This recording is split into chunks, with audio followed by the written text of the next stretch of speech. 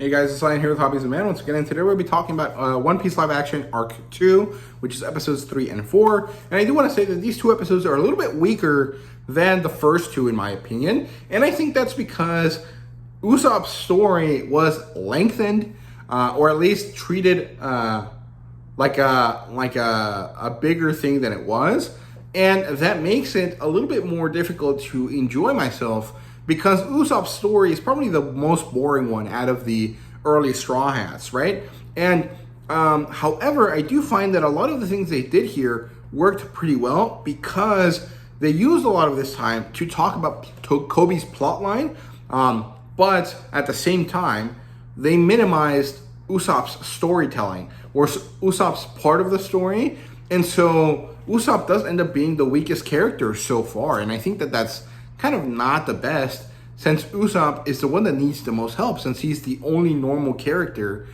in this part of the story, right? I mean, Nami is technically as normal as him, but she has a much more emotional storyline in the East Blue Saga, and so I think that Usopp was the one that needed the most time developing his character, and I think that they did a mistake by making him the least important, or treating him like the least important, right? So yeah, but overall, it was still pretty good. I did enjoy myself with these. I just think that they're not as good as the first ones.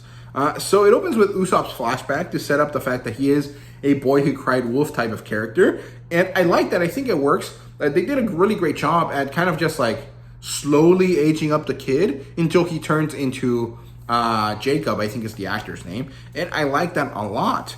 Luffy manages to finish drawing his flag. He shows it off to Nami, and she's like, we're not using that. That shit looks ugly. And it works out pretty well. I like it. I think it's funny. It also is directly from the manga, and it shows you a little bit of interaction between the crew that I like a lot. I enjoyed that, very much.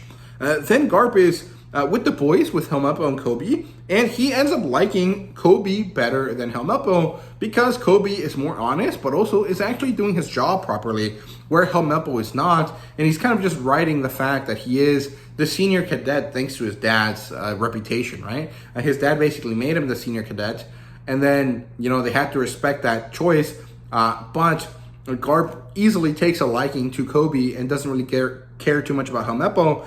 And so he takes him under his wing. He takes him into his office, or the captain's quarters, and he starts interacting with Kobe. And we get to see that Garp kind of wants to have this like familiar relationship with Kobe that he can't really have with any of his family members. And if you're someone that's read the manga up to where it is currently, you definitely understand that Kobe is basically Garp's surrogate son, the one that he has that actually follows him instead of going their own way. And I really like that. I think that works very well. And a lot of people find the Garp storyline to not be that good. I don't understand why. I think this is great. This is still part of the manga. This happened in the cover stories, and the fact that they made this makes a lot of sense, because the way that fantasy shows work is very much modeled on Game of Thrones, which is modeled on historical fiction shows. And so you have to have multiple plot lines and have them happening concurrently. Otherwise, people are going to be kind of bored of following the same plot line, right? So, this isn't based on, Steve Mattia, or whatever his name is, the showrunner, thinking that he wants to make his own spin on it. It is necessary to the audience, because that's how they're used to watching these types of shows, right? Otherwise, it would kind of fall more into kind of a YA type thing instead of like a premiere television type of way. And so I think that they made a good choice by weaving this story in. However, that's going to be difficult to do for season 2, if we do get a season 2, which we might actually. There's been some information that says that season 2 has already been written. It just takes approval and then the strike to end so that we can get it.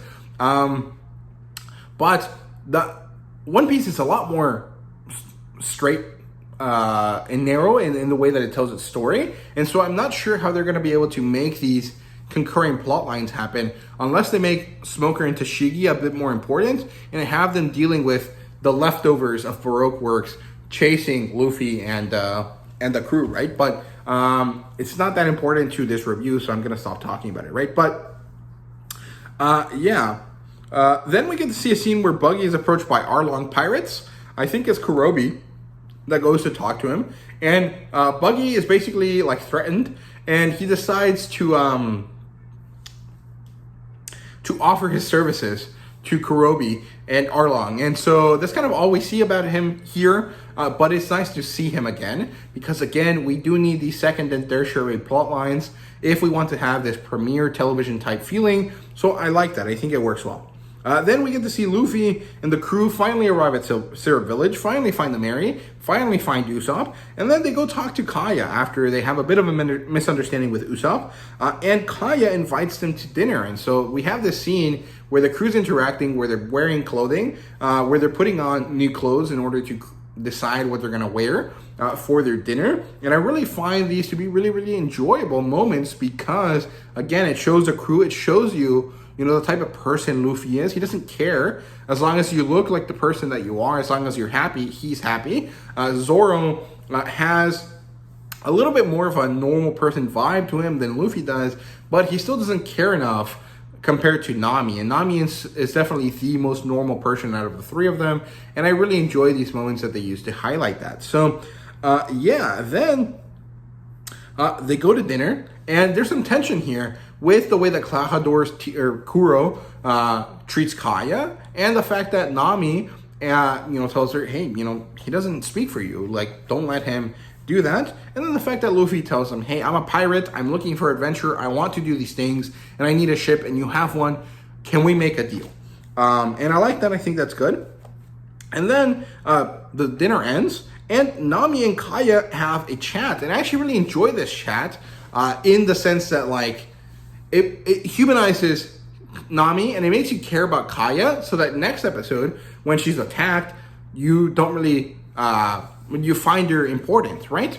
I like that. It also is really interesting that I watched this episode about the same time as episode 3 of The Wheel of Time came out, which also has a scene between a rich girl and a poor girl that are trying to find each other and to try to kind of compare and contrast their lives in order to humanize them both. So I really like that. I thought that was interesting. And again, it's nice to see these parallels between The Wheel of Time and One Piece, because that kind of works for me a lot. So I like that. I found it to be interesting that it was something that I saw multiple times throughout my media consumption, right? So I like that.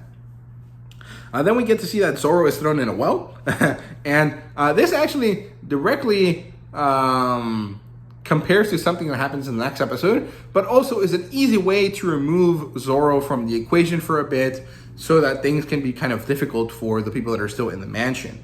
Then we get to see Usopp's mom dying in a flashback, and it's pretty sad, but Usopp's story is the least sad of all of them because it's a pretty standard story compared to everyone else's. So maybe it wasn't super necessary, but also it really helps to inform you about Usopp's character. And again, it's something that's been kind of pushed to the sideline in the show, so I think it was good that they kept that there.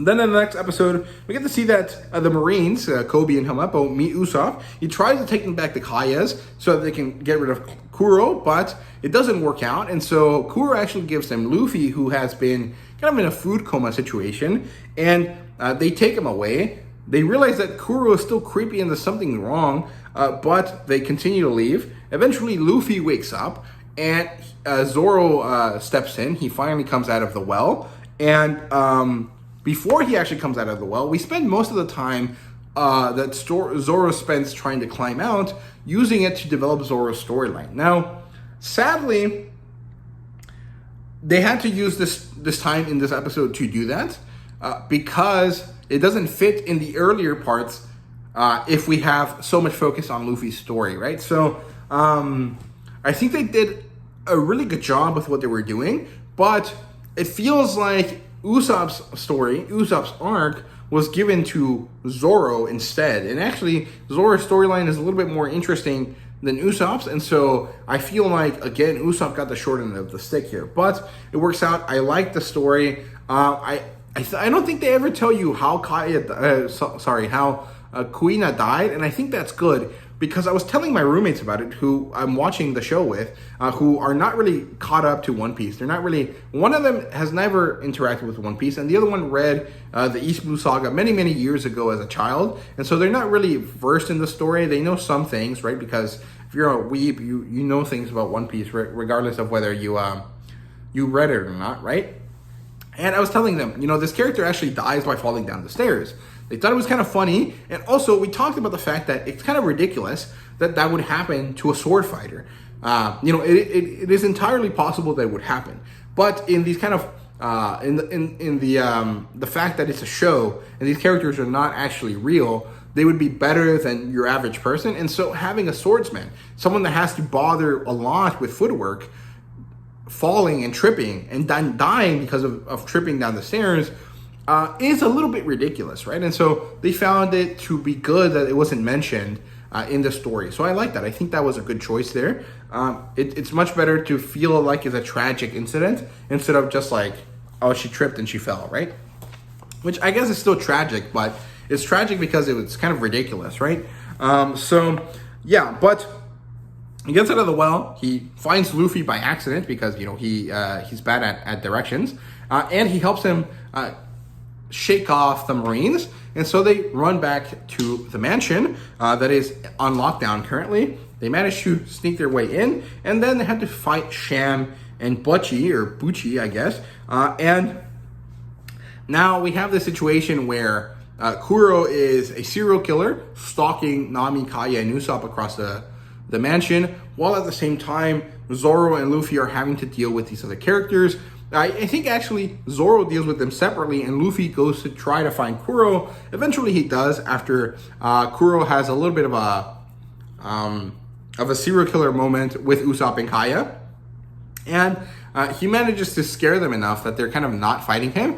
Luffy steps in, beats him pretty soundly, and so eventually the story fixes itself. We get to see that the crew gets their hands on Mary. They call it the Mary Go, or the Going Mary, in respect for Mary, who was killed by Kuro, which is a little bit different from the manga, but it works out well. And they finally set sail. Kuro is trying to leave desperately, which is kind of weird. I think it would be better for Garp to just pick him up. But Garp's not interested in him because he sent Kobe and Himapo down to flush the pirates out so that he could catch them when they're on their ship.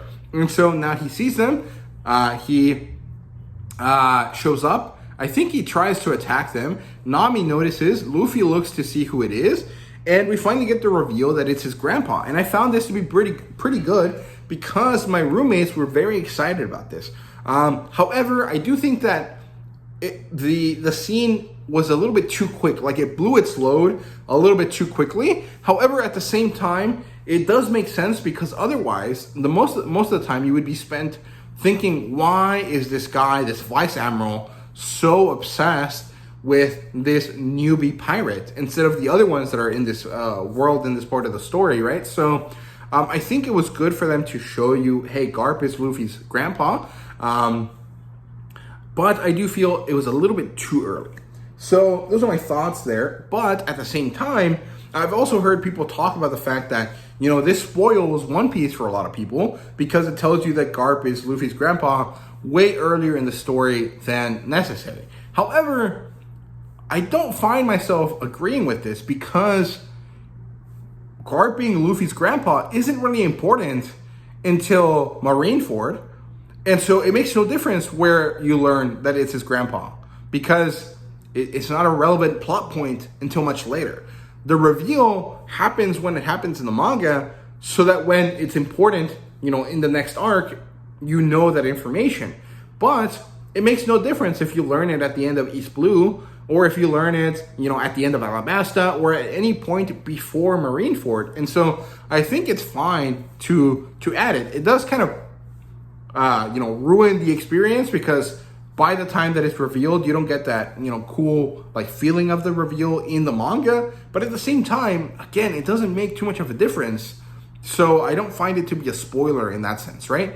Because the context in both scenes is pretty different regardless. So it's not really the same thing. So it can't be a spoiler, right? So I don't know. Those are my thoughts there. I'm not really sure. Maybe I'm wrong here. I don't think so, though. I think that my analysis of this kind of situation is actually pretty good. And it also helps us to understand why he's doing this, because otherwise people would be able to complain about the fact that it doesn't make sense, right? But if you know that it's his grandpa, it makes sense. He wants him to be a Marine, and so he's chasing him when he sets out on his adventure. It makes sense, right? So yeah, otherwise, I only have one major complaint here, and it's that they cut Django. However, because of the way they changed the story to be much more centered around a single building, it makes sense to remove Django, because there really is no point for him to be here. And honestly, there's no point for him to be in Sierra Village either way. But, in the original Sierra Village, it's a whole crew, whereas here it's a small infiltration force, right? So, yeah, however, I do actually really like the change of Kuro turning into this kind of Freddy Krueger villain instead of like a generic pirate that kind of wants his crew to come aboard, this place, right? So I think that was a good way to add stakes and also to change the story in a way that doesn't negatively affect the story, but also makes it a little bit more interesting. So I like that. I think that's good. And I really enjoyed myself with that aspect of the story, even if it wasn't really all that scary. So yeah, overall, good stuff here. It's not as good as the previous stuff, mostly because of the way that they treat Usopp's character, and the fact that a lot of these episodes is mostly talking, but not really talking to get to a point, but rather talking for the sake of character development, and that is generally boring if you already know what the characters are like, right? And so to me, it felt a bit boring. I'm not really sure how it felt to my roommates. I didn't ask them, but I'm sure that to them it was pretty interesting stuff, right? So yeah, those are my thoughts here. I hope you guys enjoyed. Let me know what you thought down below, and thank you guys very much for watching. See you guys later.